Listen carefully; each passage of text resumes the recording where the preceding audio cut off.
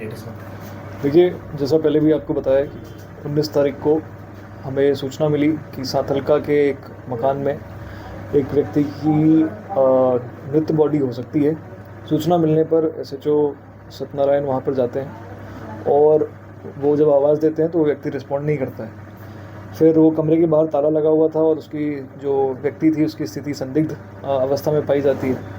तो वहाँ पर जो लोग इकट्ठा थे और जो मकान मालिक और बाकी लोग थे, उनके सामने उसके ताले को तोड़कर जब वो अंदर जाते हैं तो देखते हैं कि एक व्यक्ति मृत पड़ा हुआ है। उसके गले पे स्ट्रैंगुलेशन जैसे निशान है और उसकी बॉडी के ऊपर, उसके चेहरे के ऊपर कुछ डिस्फिगरेशन के मार्क्स। इन सब चीज़ों को देखते हुए प्रथम दृष्टया मर्डर जैसा प्रतीत होने पर उन्होंने अपने उच्च अधिकारियों को इस बारे में अवगत किया, जिस पर मौके पर एडिशनल एसपी अतुल साहू और सीओ कैलाश चौधरी दोनों वहाँ पर जाते हैं। गंभीरता से लेते हुए इस पूरे मामले के बारे में तफ्तीश शुरू करते हैं और अपनी प्रभावी कार्रवाई करते हुए ये इनके जो संदिग्ध, जो इस मृत की पत्नी और इस पत्नी का एक जीजा, ये जो मौके से फ़रार थे, इन दोनों को दस्तयाब किया जाता है। दस्तयाब करने के बाद जब इनसे पूछताछ की जाती है तो उसमें ये सामने आता है कि ये जो महिला थी उसकी पति से नहीं बनती थी। उसका पति, महिला खुद एक कंपनी में काम करती है, पर उसका पति बीमार होने की वजह से काम नहीं कर पाता था और शराब पीने का आदी था। इन दो चीज़ों को लेकर इनके बीच में आपसी कहासुनी होती रहती है। पूर्व में भी इनकी लड़ाइयाँ हुई थी। एवं साथ के साथ जब हमने तकनीकी साक्ष्य को देखा तो ये भी पाया कि उस महिला के अपने जीजा के साथ बहुत सारे कॉल्स हैं। डेली के इनके ऑन एन एवरेज 10-12 कॉल्स होते हैं, जो लंबे कॉल्स हैं। और एक कॉल्स, कई सारे कॉल्स इनके हमने जब देखे तो हमें पाया कि ये लंबे कॉल्स भी हैं। इन सब चीज़ों को देखते हुए जब इनसे मनोवैज्ञानिक तरीके से पूछताछ की गई तो ये समझ में आया कि इन दोनों ने मिलकर इसको, जो मृत है, उसको मार दिया, स्ट्रैंगुलेशन से मारा है। स्ट्रैंगुलेशन से मारने के बाद इन्होंने उस बॉडी को छुपाने के हिसाब से रूम पे ताला लगा दिया और उसके बाद यहाँ से भागने की फिराक में ये थे। इसी दौरान पुलिस ने इनको दस्तयाब कर लिया। दस्तयाब करने के बाद इनसे पूछताछ में पूरी घटना का खुलासा हुआ। मर्डर के पीछे मुख्य उद्देश्य क्या था?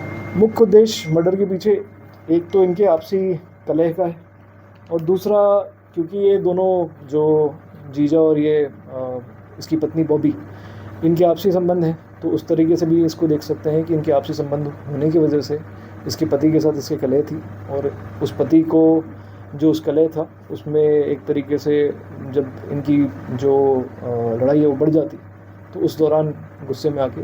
घटना कब की है और कैसे हुई है? घटना 19 तारीख के अर्ली मॉर्निंग आप मान सकते हैं। ये समय तो एग्जैक्ट नहीं बता पा रही, बट आप 18 तारीख की देर रात से 19 तारीख की सुबह अर्ली मॉर्निंग के बीच, आपको भी 11 से 1 के बीच की घटना है। और घटना में इन्होंने एक रस्सी का इस्तेमाल किया है जिससे इसने गला घोटा है और गला घोटने के बाद ये उसको। किसने घोटा? अभी तो जो हमारी पूछताछ में सामने आ रहा है, ये महिला ने गला घोटना बताया और साथ के साथ ये जो व्यक्ति है ये भी वहीं पर था जो महिला का सहयोग कर रहा था। इसका बैकग्राउंड क्या है? जो आरोपी महिला है वो मूलतः बंगाल के रहने वाली है। 30 साल पहले इसकी शादी हो जाती है। 30 साल शादी करने के बाद ये भागलपुर शिफ्ट हो जाती है। अभी ये पिछले 6 महीने से भिवाड़ी में रह रही है और कंपनी में काम कर रही है। दूसरे आरोपी का बैकग्राउंड भी यही है। वो जहाँ का मृत व्यक्ति के गांव का ही है, वो भी सोनवर्षा भागलपुर से ही है और वो यहाँ करीब पिछले 7-8 सालों से रहता है और ये दोनों क्योंकि सेम गाँव से थे। उसकी शादी हो रही है, उसके बच्चे भी? किसके? आरोपी जो है, आरोपी का एक बच्चा है और एक बेटी है और जो महिला है उसके बारे में बता रहा हूँ। पुरुष के भी बच्चियाँ हैं और मतलब उनके बारे में यहाँ पे डिस्कस करना कोई। जो पुरुष है उसकी उम्र देखें और जो आरोपी जो महिला है उसकी उम्र देखें तो दोनों में बड़ा फासला है। तो कह सकते हैं कि सिर्फ घर में जो इसका पति वो कमाता नहीं था तो पैसे के लिए ये सिर्फ सारा जो प्रकरण इनके साथ नाम जुड़ रहा है या अवैध संबंध होना कुछ जब सामने आया है? पूछताछ में जो चीज़ें सामने आई हैं उसमें तो यही है कि ये क्योंकि ये इनकी शादी बहुत पहले हो गई थी और ये जो व्यक्ति, जो इनका जीजा है, वो इनकी चाचा की बेटी के साथ ब्याया हुआ है। तो ये बहुत पूर्व से इनके साथ इनके लगाव में थे और इस तरीके से जो पूछताछ में बातें सामने आई हैं तो अवैध संबंध होना प्रतीत होता है। Thank you sir.